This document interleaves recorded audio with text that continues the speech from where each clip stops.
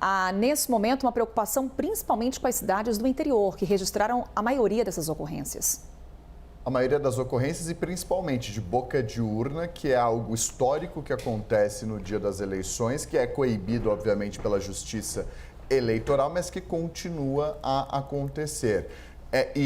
Acho que o caso mais gritante é esse que o Vitor Irajá menciona, que é a possibilidade de compra de votos. Então, no primeiro turno, dos cerca de 3 mil crimes eleitorais que foram cometidos, 1.170 ocorrências de boca de urna, essa grande preocupação, que é uma preocupação histórica e é um crime recorrente nas eleições, mas, em segundo lugar, quase 500 casos de compra de votos e de corrupção eleitoral, 498 casos mencionados, para além de 384 casos de propaganda eleitoral irregular, mas quase 500 casos de compra de voto e de corrupção eleitoral, que é o foco principal dessas eleições. A gente vinha discutindo muito isso antes do primeiro turno, de fato, se concretizar, sobre uma preocupação do Tribunal Superior Eleitoral e da Justiça Eleitoral como um todo, nos tribunais regionais eleitorais, nas zonas eleitorais, aí embarcando não só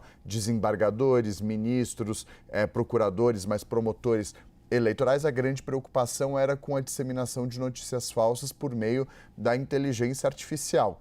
Isso aconteceu num grau muitíssimo menor do que era esperado. É uma notícia positiva, uma ótima notícia, levando em consideração o que poderia, de fato, acontecer, inclusive levando em consideração as eleições gerais de 2022, as eleições de 2018, que já traziam uma preocupação com relação a esse ponto. O que se viu foi um olhar voltado para o combate ao crime organizado e a infiltração do crime organizado nas eleições e na política como um todo. E isso fica claro também nesse balanço que foi feito no primeiro turno, ainda levando em consideração esses quase 500 casos de compras de voto e de corrupção eleitoral. Esse é o grande desafio da Justiça Eleitoral nesse ano.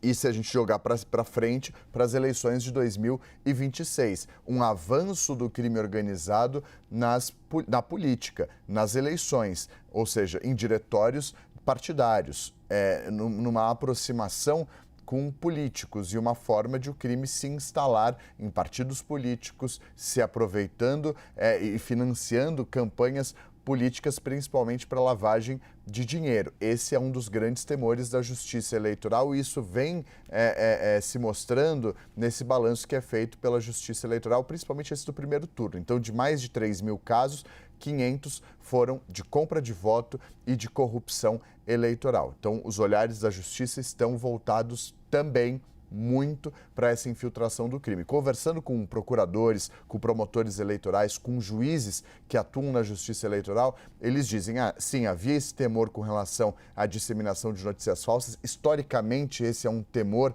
da Justiça Eleitoral, ou seja, a possibilidade de uma mentira fazer com que uma eleição mude de rumo radicalmente, de maneira drástica. Isso, historicamente, é um receio, é um temor, mas o que essas pessoas que atuam na Justiça Eleitoral, procuradores, promotores, juízes, ministros, desembargadores, me dizem é que a novidade foi a infiltração do crime. Algo que estava no radar, mas não tanto, e pegou de surpresa a Justiça Eleitoral. Então, essa é uma das lições desse primeiro e segundo turno para as eleições futuras. Deve haver uma mudança de rota, discussão inclusive no Congresso Nacional com relação a como se blindar do avanço do crime organizado, porque aí é uma força-tarefa que deve ser feita. Governo federal, governo estadual e as prefeituras, junto com a Justiça Eleitoral, para achar uma alternativa, uma saída para evitar que o crime se infiltre nos partidos políticos.